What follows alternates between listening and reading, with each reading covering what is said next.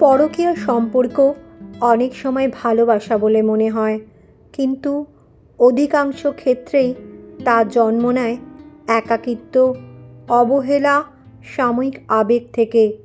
মুহূর্তের সুখের জন্য নেওয়া যেই ভুল সিদ্ধান্তটা বছরের পর বছর ধরে তৈরি করা বিশ্বাস, পরিবার, সম্পর্ক ভেঙে দিতে পারে। নমস্কার বন্ধুরা, মন ছুঁয়ে চ্যানেলে আপনাদের সবাইকে স্বাগত। উত্তর দিনাজপুরের এক মফস্বলে থাকতো রিনা আর তার স্বামী সুমন। বিয়ের 12 বছর হয়ে গেছে, সংসারে এক ছেলে অর্ণব। বাইরে থেকে দেখলে তাদের সংসারকে খুব আদর্শ পরিবার বলে মনে হতো। সুমন একটি কোম্পানিতে চাকরি করত, যেটা ওষুধের। ভোরে বেরিয়ে যেত আর ফিরতে বেশ খানিকটা রাত। সংসারের অভাব ছিল না, কিন্তু সময়ের অভাব ছিল। স্বামী স্ত্রীর জন্য নিজেদের মধ্যে কোনো সময় ছিল না। রিনা প্রথম কয়েক বছর সব কিছু স্বাভাবিকভাবে মেনে নিয়েছিল, কিন্তু ধীরে ধীরে তার মনে হতো যেন সে একজন শুধু গৃহকর্মী হয়ে আছে। সকালে রান্না, ছেলেকে স্কুলে পাঠানো, ঘর গোছানো, এই ছিল তার জীবন। একদিন বিকেলে ছেলে স্কুল থেকে ফেরার পথে রিনার সাথে দেখা হলো অরিজিতের। অরিজিৎ ছিল তাদেরই এলাকার একটা ছেলে। কলেজে পড়ার সময় একে অপরকে চিনত। তখন কিন্তু কোনো বন্ধুত্ব ছিল না, এর বেশি কিছু নয়। বহু বছর পর দেখা।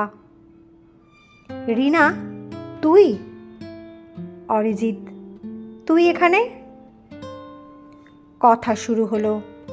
তারপর ফোন নাম্বার বিনিময়। প্রথমে মাঝে মাঝে অল্প কথা হতো। পুরনো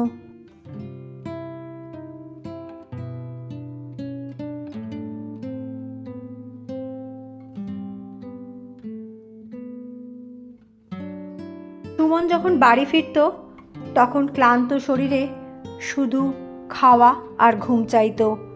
রিনার দিনের গল্প শোনার তার আর সময় থাকতো না, কিন্তু অরিজিৎ ঘন্টার পর ঘন্টা কথা বলতো। ধীরে ধীরে অপেক্ষা করতে শুরু করলো অরিজিতের ফোনের জন্য। একদিন রাতে অরিজিৎ বলল, জানিস, তোর সাথে অনেক দিন, অনেক বছর পর কথা বলে জীবনটা আমার খুব সুন্দর মনে হচ্ছে। রিনা কিছু বলল না, কিন্তু তার বুকের ভেতরটা কেমন যেন কেঁপে উঠেছিল। সেই রাত থেকেই সম্পর্কের রঙটা অনেকটা বদলাতে শুরু করলো। কয়েক মাস বেশ ভালোই কেটে গেল। অরিজিৎ প্রায় প্রতিদিনই ফোন করত আর তারা খুব গল্প করত। একদিন সে বলল, কাল দেখা করবি? রিনা দ্বিধায় পড়ে গেল, কিন্তু মনে মনে ওরও ইচ্ছে ছিল। কিন্তু শেষ পর্যন্ত তারা দেখা করলো। পরদিন তারা শহরের একটা নিরিবিলি ক্যাফেতে দেখা করলো। 2 ঘন্টা গল্প। রিনা বহুদিন পর নিজেকে জীবন্ত বলে মনে করলো। ফিরে এসে আয়নায় নিজেকে দেখল। অনেক দিন পর নিজের মুখের হাসি সে দেখতে পেল। তারপর দেখা বাড়তে লাগলো। মাসে একবার, তারপর সপ্তাহে একবার, এরপর ঘন ঘন দেখা হচ্ছে। রিনা জানতো সে ভুল করছে, তবু নিজেকে আটকাতে পারছিল না। এদিকে সুমন কিছু পরিবর্তনের লক্ষ্য করল। রিনা আগের মতো ছিল না। সব সময় ফোন হাতে, মাঝে মাঝে একা একা বসে বসে হাসতো আর কি যেন ভাবতো। কাউকে মেসেজও করতো। সুমনের মনে সন্দেহ জাগলো, কিন্তু সে কিছু বলল না। চুপচাপ অনেক দিন সহ্য করছিল। হয়তো অফিসের চাপেই সে এসব ভাবছে, নিজেকে বুঝিয়ে নিল।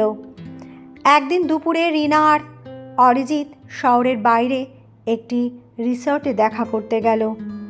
সেই প্রথম তারা নিজেদের সীমারেখা অতিক্রম করেছিল।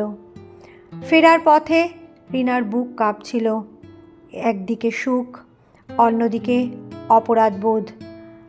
রাতে ছেলের মুখের দিকে তাকিয়ে তার চোখে জল চলে এসেছিল, কিন্তু পরের দিন আবার জেকে সেই অরিজিতের ফোন এলো। সব দুর্বলতা ফিরে এলো। এভাবে 1 বছর কেটে গেল। রিনা ভাবতে শুরু করলো সে হয়তো সত্যি অরিজিৎকে ভালোবাসে। একদিন সে জিজ্ঞাসা করলো, আমাদের ভবিষ্যৎ কি? অরিজিৎ চুপ করে রইল। মানে, আমি কি কোনোদিনও একসাথে হতে পারবো না, তুমি আমি? অরিজিৎ হেসে বলল, এত দূর ভেবে লাভ কি? এই উত্তর শুনে রিনার মন খুব খারাপ হয়ে গেল, কিন্তু সে বিষয়টা কেমন এড়িয়ে গেল। কয়েক সপ্তাহ পরে একটা ঘটনা যা সব কিছু বদলে দিল।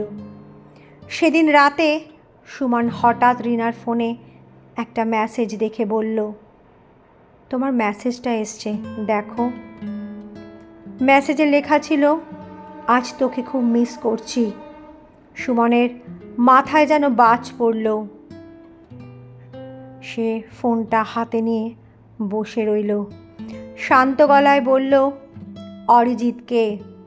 রিনার মুখ সাদা হয়ে গেল, কথা আটকে যাচ্ছে। সব কিছুই রিনার সামনে হচ্ছে। সুমন আর কিছু জিজ্ঞাসা করল না, শুধু বলল, সত্যি বলো। সেদিন রাতে রিনা সব স্বীকার করে ফেলল। 1 বছরের সম্পর্ক, গোপন দেখা, সব। সুমন কিছুক্ষণ চুপ করে বসে রইল, তারপর উঠে বারান্দায় চলে গেল। সারা রাত ঘুমোয়নি, একটার পর একটা সিগারেট খেতে লাগলো। রিনা দেখলো মানুষটা একবারও চিৎকার করলো না, একবারও গালাগাল দিল না, শুধু নীরবে ভেঙে গেল। সেই নীরবতা ছিল সবচাইতে ভয়ঙ্কর। পরদিন থেকে বাড়ির পরিবেশ কেমন যেন বদলে গেল। সুমন কথা বলতো খুব কম, ছেলে কিছু বুঝতে পারছিল না, কিন্তু বাড়ির বাতাসে একটা অস্বস্তি টের পাচ্ছিল। রিনা তখন বুঝতে পারল সে শুধু একজন স্বামীকে নয়, একটি পরিবারকে আঘাত করেছে। তবু সে অরিজিতের কাছে গেল, বলল, সব জানাজানি হয়ে গেছে জানো, এখন কি করব? অরিজিৎ কিছুক্ষণ চুপ থেকে বলল, আমার মনে হয় আমাদের সম্পর্কটা এখানেই শেষ করে দেওয়া উচিত। রিনা হতভাগ, কি? আমি সব ঝামেলা চাই না। তুমি তো বলেছিলে আমাকে ভালোবাসো, আমায় কথা দিয়েছিলে আমাকে ছেড়ে যাবে না। ভালোবাসি বলেই তো তোমাকে বলছি, কিন্তু সংসার ভাঙা এত সহজ নয়। রিনার মনে হলো তার পায়ের নিচে মাটিটা যেন কেমন সরে যাচ্ছে। 1 বছর ধরে যে মানুষটার জন্য নিজের সংসারকে ঝুঁকির মধ্যে ফেলেছে, সেই মানুষটাই আজ সরে দাঁড়াচ্ছে। সেদিন বাড়ি ফিরে রিনা অনেক কাঁদল আর নিজেকে নিজে দোষারোপ করতে লাগলো। এর জন্য কেউ দায়ী নয়, শুধু আমি দায়ী, এই বলে নিজের মনে মনে গুমড়ে গুমড়ে কাঁদতে লাগলো। প্রথমবার সে উপলব্ধি করলো আকর্ষণ আর ভালোবাসা এক জিনিস নয়। একাকিত্ব থেকে জন্ম নেওয়া সম্পর্ক সবসময় স্থায়ী হয় না, অনেক সময় সেটা শুধু শূন্যতা পূরণের চেষ্টা।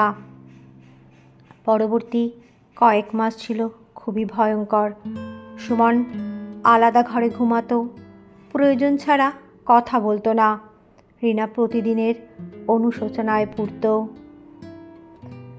একদিন রাতে সে সুমনের সামনে গিয়ে দাঁড়ালো, আমি ভুল করেছি। সুমন কিছু বলল না। যা শাস্তি দেবে আমি মেনে নেব, কিন্তু তুমি কথা বলো। অনেকক্ষণ পরে সুমন বলল, শাস্তি তোমাকে আমি দেব না, তুমি নিজেই পাচ্ছ। রিনার চোখ ভিজে উঠল।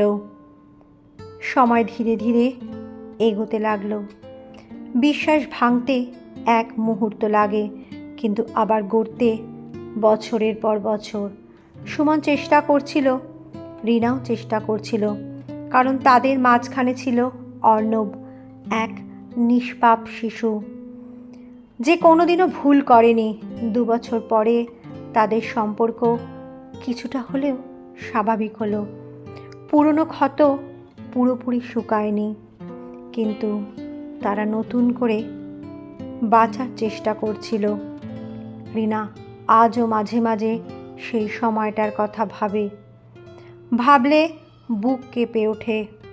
সে বুঝেছে যে সম্পর্ক লুকিয়ে শুরু হয়, তার ভেতরে সবসময় একটা ভয় থাকে। ধরা পড়ার ভয়, হারানোর ভয়, পাপ বোধের ভয়। আর শেষ পর্যন্ত সেই ভয় সব কিছু কেড়ে নেয়। পরকীয়ার সম্পর্কে অনেক সময় ভালোবাসা বলে মনে হয়, কিন্তু অধিকাংশ ক্ষেত্রেই তা জন্ম নেয় একাকিত্ব, অবহেলা, সাময়িক আবেগ থেকে। মুহূর্তের সুখের জন্য নেওয়া একটি ভুল সিদ্ধান্ত বছরের পর বছর ধরে তৈরি হওয়া বিশ্বাস, পরিবার, সম্পর্ক একেবারে ভেঙে চুরে ফেলতে পারে। ভালোবাসার সবচেয়ে বড় ভিত্তি হলো বিশ্বাস, আর এই বিশ্বাস একবার ভেঙে গেলে তাকে আবার গড়ে তুলতে অনেক সময় লাগে, কখনো সারা জীবনও যথেষ্ট হয় না। ধন্যবাদ বন্ধুরা। এই অডিও স্টোরিটা যদি আপনাদের ভালো লেগে থাকে তাহলে অবশ্যই আমার চ্যানেলটা সাবস্ক্রাইব করে দেবেন। আর হ্যাঁ, লাইক, শেয়ার, কমেন্টস করতে একেবারে ভুলবেন না। আবার দেখা হবে নতুন কোনো অডিও স্টোরি নিয়ে। ধন্যবাদ।